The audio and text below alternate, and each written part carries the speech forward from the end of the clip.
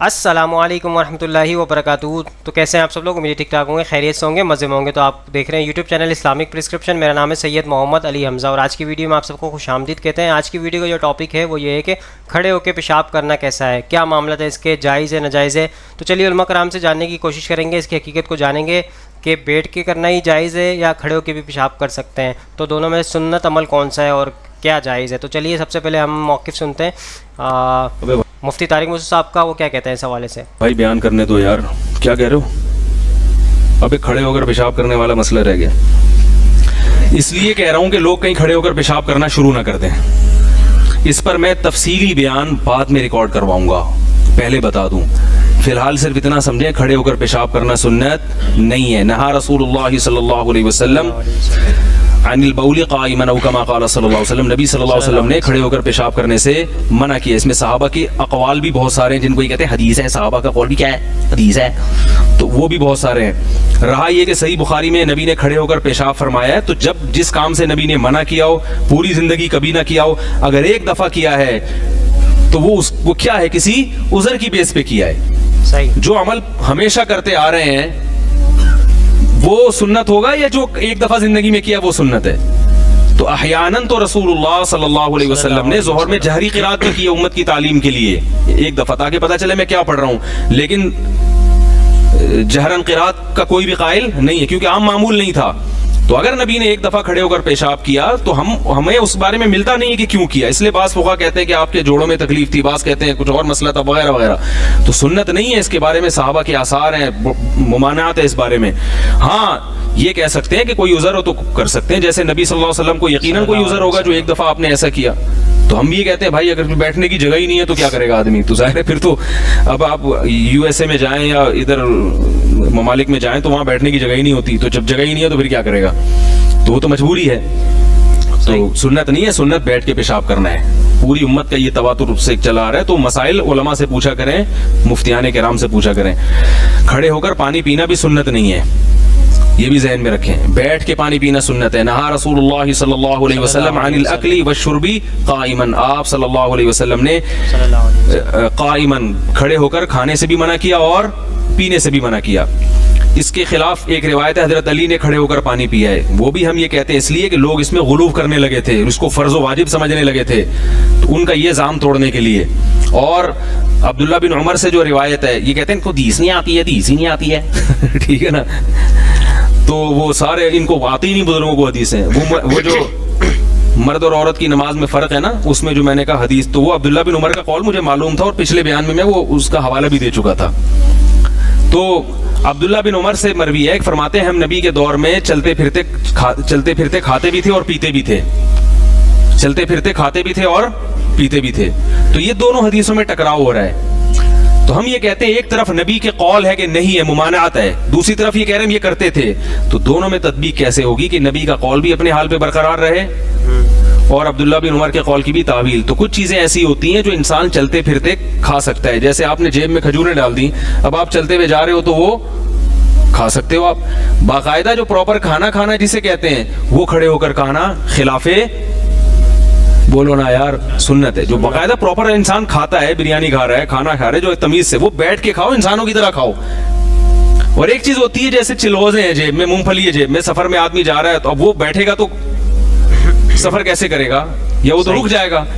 تو عبداللہ بن عمر کا قول اس قسم کی چیزوں کے بارے میں ہے کہ ایسی چیزیں، یعنی اس قسم کی، تاکہ اس سے دونوں قسم کے قول کی کیا ہو جاتی ہے تطبیق. ورنہ نبی کا یہ قول کہ نبی نے منع کیا، اس کا پھر کوئی مطلب بنتا ہی نہیں ہے کیونکہ اس میں تو تعویل ہو نہیں سکتی نا. تو بیٹھ کے کھانا سنت ہے. کوئی عذر ہو تو آپ کھڑے ہو کر کھا سکتے ہیں. یہ حاصل کلام کا نکلے گا. عبداللہ بن عمر کا مطلب ہے کوئی عذر ہو. ہم یہ کر لیا کرتے تھے، اگرچہ اس میں عذر کا ذکر نہیں ہے لیکن اس کی تعویل یہی ہوگی تاکہ مرفوع حدیث میں اور موقوف حدیث میں مطابقت ہو جائے. اور صحابہ کا صدیوں سے، تابعین، تبع تابعین کا جو عملی تواتر چلا آ رہا ہے سب تمیز سے. یہ تو انگریزوں کے آنے کے بعد کھڑے ہو کے کھانا شروع کیا لوگوں نے. اس سے پہلے سب شرافت سے کیسے کھاتے تھے؟ بیٹھ کے کھاتے تھے. اچھا انہوں نے ایک اور بات کی ہے کہ بیٹھ کے پیشاب کرنا، کھڑے ہو کر پیشاب کرنا بھی سنت ہے سوائے عورتوں کے. اب سوال پیدا ہوتا ہے کہ عورتوں کے لیے کیوں بھائی؟ لقد کان لکم فی رسول اللہ اسوۃ حسنہ. قرآن میں آتا ہے تمہارے لیے نبی کی زندگی میں کیا ہے؟ نمونہ ہے. تو ہر چیز میں ہے نا, تو پھر خواتین کو آپ نے مستثنا کیوں کر دیا؟ اگر آپ اس پہ کوئی عقلی دلیل دیتے ہیں, عقلی دلیل, تو ایک طرف آپ کہتے ہیں دلیل صرف قرآن و حدیث ہے, دلیل صرف کیا ہے؟ قرآن و حدیث ہے. دوسری طرف آپ اپنے عقلی, ممکن ہے کوئی کہ اس سے عورتیں اگر کھڑے ہو کر پیشاب کریں گی تو چھینٹوں سے نہیں بچ سکتی ہے بھائی, چھینٹوں سے نہیں بچ سکتی. تو ایسے طریقے بہت سارے ہیں اس زمانے میں کہ وہ کھڑے ہو کر پیشاب کریں. وہ تو مرد بھی اگر چھینٹوں سے نہ بچ سکے تو اس کو تو آپ ناجائز کہتے ہو. تو اس میں تو پھر یہ آپ کو قید لگانی پڑے گی, اگر چھینٹوں سے نہیں بچ سکتی تو ناجائز ہے, چھینٹوں سے بچ سکتی ہے تو کیا ہے؟ جائز ہے. اور اگر آپ کو اس کی حیا کے خلاف ہے تو ہم بھی کہتے ہیں عورتوں کا سرین اوپر کر کے سردہ کرنا یہ حیا کے بولو بھائی. سو دوستو, طارق مرشد صاحب کا موقف سن لیا آپ لوگوں نے, اور انہوں نے یہی موقف پیش کیا کہ یہ جو ہے نبی کریم صلی اللہ علیہ وسلم نے ایک آدھ مرتبہ اگر کوئی عمل کیا تو یعنی کہ وہ سنت عمل نہیں ہوا, جبکہ جو ہے سنت عمل یہی ہے کہ بیٹھ کے پیشاب کرنا چاہیے اور کھانا پینا بھی بیٹھ کے چاہیے. تو چلیے آگے مکی علی حجازی صاحب کا موقف سنتے ہیں, وہ کیا کہتے ہیں اس حوالے سے. ایک ہے حدیث, ایک ہے سنت. اس میں فرق سمجھو. حدیث تو ہے ٹھیک ہے, بیان جواز, حضور پاک نے کھڑے ہو کر پیشاب فرمایا, یہ حدیث میں ہے, بخاری شریف میں ہے. صحیح. سیاہ ستہ کے بالا قائم کھڑے ہو کر آپ نے پیشاب فرمایا. تو اب یہ حدیث میں کھڑے ہو کے پیشاب کرنا تو جائز ہے, ثابت ہے نا, لیکن یہ سنت نہیں ہے. یہ نہیں کہ اب ہر بندہ کھڑے ہو کے پیشاب کرے, سنت پہ عمل کر رہا ہے. بالکل صحیح. سنت یہ ہے کہ حضور نے ہمیشہ بیٹھ کے پیشاب فرمایا. تو بیٹھ کے پیشاب کرنا سنت ہے, وہ تو ایک بیان جواز ہے. یہ تو اللہ میرے مدنی پہ کروڑوں صلاۃ و سلام بھیجے کہ اپنی امت کے لیے کتنی مشکل حل کر دی کہ ایک آدمی معذور ہے بیچارہ, بیٹھ کے نہیں کر سکتا, کھڑے ہو کے کر. یا آدمی یورپ میں اور ایسے کافر ملکوں میں جاتا ہے کہ وہاں پیشاب کی جگہ ہوتی کھڑے ہو کے کرنے کی, اور بیٹھتے ہیں ہی نہیں. بڑی لکھی قوم ہے نا, بڑی ایڈوانس قوم ہے نا, کھاتے بھی کھڑے ہو کے, پیشاب بھی کھڑے ہو کے کرتے ہیں, اور ہم ان کے غلام بنے ہوئے. سو دوستو, آپ نے مکی علی حجازی صاحب کا موقف سنے, انہوں نے کہا کہ بیٹھ کے جو ہے پیشاب کرنا سنت عمل ہے اور یہی سنت ہے, اور کبھی کبھار اگر کیا ہے تو وہ یعنی کہ کوئی مجبوری میں ہو, کوئی بیمار ہو یا کسی کے یا معذور ہو تو وہ یہ اس پہ عمل کر سکتا ہے, وہ اس کے لیے جواز یہ بنتا ہے. تو چلیے اب ایڈوکیٹ فیض سید صاحب کا موقف سنتے ہیں, وہ کیا کہتے ہیں اس حوالے سے. حدیث کے اندر الفاظ ہے کہ عذاب قبر ایک شخص کو ہو رہا تھا جو پیشاب کے چھینٹوں سے پرہیز نہیں کرتا تھا. تو یہاں وہ لوگ ہیں جو احتیاط نہیں کرتے اور نہ پانی ڈالتے ہیں. احتیاط نہیں کرتے سے مراد کیا ہے؟ کہیں بھی پیشاب کر دیا, دیکھ نہیں رہے. اللہ کے رسول صلی اللہ علیہ وسلم کا یہ معمول تھا. دیکھیے آپ صلی اللہ علیہ وسلم کا کتنا مطلب وہ عمل تھا, اور کیسا امت کی رہنمائی کی آپ نے کہ آپ صلی اللہ علیہ وسلم اگر پیشاب کرتے تو سب سے پہلے سخت زمین پر کبھی نہیں کرتے تھے. کیا ہوگا سخت زمین میں پیشاب کرنے سے؟ چھینٹے واپس اڑیں گے. بالکل. اگر آپ نرم زمین پر بھی پیشاب کرتے, حدیث میں آتا تھا اس مٹی میں ہاتھ ڈال کے پہلے اس کو ایسا کرتے تھے آپ مکس, تاکہ اگر کچھ اس میں بھی سختی ہو تو نرم ہو جائے. سمجھ رہے بات؟ حدیث میں الفاظ ہے آپ سب ہاتھ ڈالتے ہیں ریت میں اور اس کو ہلاتے تھے تاکہ اگر اس میں بھی کوئی سختی باقی ہو چھینٹے نہ ہو. کتنے دیکھیے احتیاط کر رہے ہیں آپ, تو آپ بھی احتیاط کیجیے. اونچے ہو کر آپ پیشاب کرتے تھے, پہلے اونچی جگہ ڈھونڈیے, سخت جگہ پہ مت کیجیے, اور سخت جگہ ہو تو اور اونچے ہو جائیے تاکہ اتنے اونچے ہو کہ چھینٹے نہ آئے.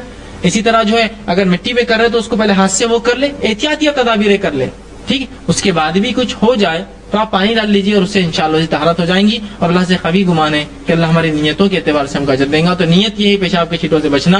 بحالت مجبوری کبھی ہو جائے تو پانی فوراً ڈال کے اس کو جو ہے آپ سے طہارت حاصل کر.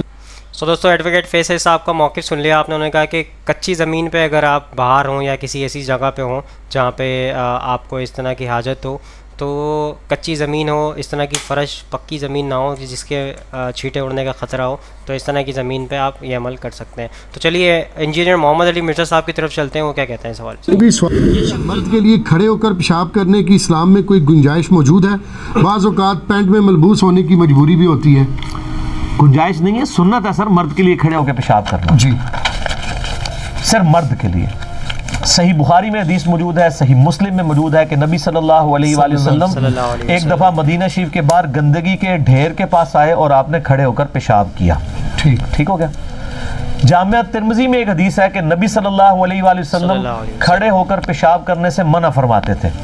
اس کے ساتھ امام ترمذی نے جامعہ ترمذی میں کامنٹس کیے ہیں کہ یہ منع فرمانا تعدیب کے طور پر تھا، ادب سکھانے کے طور پر تھا، حرام کے طور پہ نہیں تھا، جواز موجود ہے۔ اور پھر امام ترمذی نے اگلا باب باندھا ہے، پہلا باب باندھا ہے کھڑے ہو کے پیشاب کرنے کی ممانعت، اگلا باب باندھا ہے کھڑے ہو کر پیشاب کرنے کا جواز، اور اس میں وہ بخاری مسلم والی حدیث ہی لے کے آئے ہیں کہ نبی صلی اللہ علیہ وآلہ وسلم نے کھڑے ہو کر پیشاب کیا خود۔ اچھا، تو اس سے پتہ چلا کہ مرد کے لیے کھڑے ہو کر پیشاب کرنا جائز ہے اگر اس کے جسم پر چھینٹے نہ پڑے۔ اصل ایشو ہے چھینٹے پڑنے کا۔ اگر بیٹھ کے بھی آپ ایسی جگہ پہ پیشاب کر رہے ہیں کہ وہاں پہ پتھریلی زمین ہے اور پیشاب کے چھینٹے آپ کے اوپر پڑیں گے تو پھر بیٹھ کے پیشاب کرنا تو گناہ ہو جائے گا، کھڑے ہو کر پیشاب کرنا بہتر ہو جائے گا کہ تھوڑا اس سے دور تو رہیں گے نا آپ، تھوڑی بلندی پہ کھڑے ہو کے۔ تو اصل تھیم ہے پیشاب کے چھینٹوں سے بچنا، جو بخاری مسلم دونوں میں حدیث ہے نا کہ نبی صلی اللہ علیہ وآلہ وسلم 2 قبر والوں کے پاس سے گزرے اور رک گئے، فرمایا ان 2 قبر والوں کو عذاب ہو رہا ہے، اور کسی بڑی وجہ سے نہیں، ایک چگلی سے نہیں بچتا تھا، دوسرا پیشاب کے چھینٹوں سے نہیں بچتا تھا، تو پھر آپ نے ایک ٹہنی درخت سے توڑی، اس کے 2 ٹکڑے کر کے دونوں پہ ایک ایک ٹکڑا لگا دیا، فرمایا جب تک یہ ہری رہیں گی حضور کے ہاتھوں کی برکت سے صلی اللہ علیہ وآلہ وسلم ان کو وہ عذاب میں تخفیف ہوگی۔ یہ نہیں ہے کہ ہمارے ٹہنی لگانے سے بھی ہو جائے گی، ٹہنی لگا سکتے ہیں، ضرور لگائیں، لیکن یہ امید تو صرف نبی علیہ السلام کے لیے۔ وہ مسلم شریف میں حدیث ہے، بخاری میں بھی کچھ حصہ ہے کہ ایک مدینہ شریف میں عورت تھی جو مسجد نبوی کی صفائی کیا کرتی تھی، حبشی کالی عورت، فوت ہو گئی، 3-4 دن گزر گئے، نبی علیہ السلام نے فرمایا وہ عورت نہیں نظر آ رہی، صحابہ نے کہا یا رسول اللہ تو فوت ہو گئی ہے۔ آپ نے فرمایا تو مجھے تم نے کیوں نہیں بتایا، میں اس کا جنازہ پڑھ لیتا۔ آج کا مسلمان ہوتا کہتا ہے حضور آپ تو حاضر و ناظر ہیں، اس کی قبر سے ہو کے آئے ہوں گے۔ سر یہ جعلی عقیدے تسی بنائے نے، یہ بھی رزلٹ نکلتا ہے اس سے۔ بالکل صحیح۔ تو نبی علیہ السلام فرمایا مجھے اس کی قبر پہ لے جاؤ، قبر پہ لے کے گئے، آپ نے وہاں پہ قبر پہ جا کے اس کی جنازے کی نماز پڑھی۔ کتنی آپ کی شفقت، آپ کے لیے مسجد کی صفائی کرنے والا انسان کتنا اہم ہے، اور وہ عورت ذات، حبشی عورت۔ اور آپ جب واپس مڑے آپ نے فرمایا یہ قبریں اندھیروں میں ڈوبی ہوئی تھی، اللہ نے میرا جنازہ پڑھنے کی برکت سے ان ساری قبروں کو نور سے بھر دیا۔ اچھا وہ کافروں کی قبریں نہیں تھی سر، کیونکہ کافر کی قبر میں نور آ ہی نہیں سکتا چاہے نبی بھی جنازہ پڑھے۔ قرآن میں آپ منافق کے لیے 70 دفعہ بھی دعا کریں بخشش نہیں ہوگی۔ تو نبی کے زمانے میں بھی ایسے لوگ تھے جن کی قبریں اندھیرے میں ڈوبی ہوئی تھی، تو آپ کہتے ہیں جو کچھ بھی ہے محبوب کی امت سے ہے، تو آپ کی جنازہ پڑھنے کی برکت، وہاں پہ بھی آپ کے مبارک ہاتھوں کی برکت ہے۔ یہ نہیں کہ آپ قبر پہ پھول پھینکنا ہے، لوگ پھول والی عید سے ہی لیتے ہیں نا، تو سر پھول لانا پھر سٹو ٹہنی ہی لاؤ، جتنی گل ہے نا اتنی رکھو، تو ٹہنی لگائیں۔ بلکہ اکثر لوگ لگاتے بھی ہیں وہ سر کی جگہ کی نشاندہی کے لیے دفناتے وقت، وہ بالکل ٹھیک ہے، آپ ٹہنی لگائیں۔ اور اس سے یہ پتہ چلا کہ پیشاب کے چھینٹوں سے بچنا ضروری ہے۔ اصل مقصد جو ہے پیشاب کے چھینٹوں سے بچنا ہے۔ یہ جو لوگ ان حدیثوں کا مذاق اڑاتے ہیں، ان کے بزرگوں نے خود بخاری کی اس حدیث کا دفاع کیا ہوا ہے کہ مرد کے لیے جائز ہے۔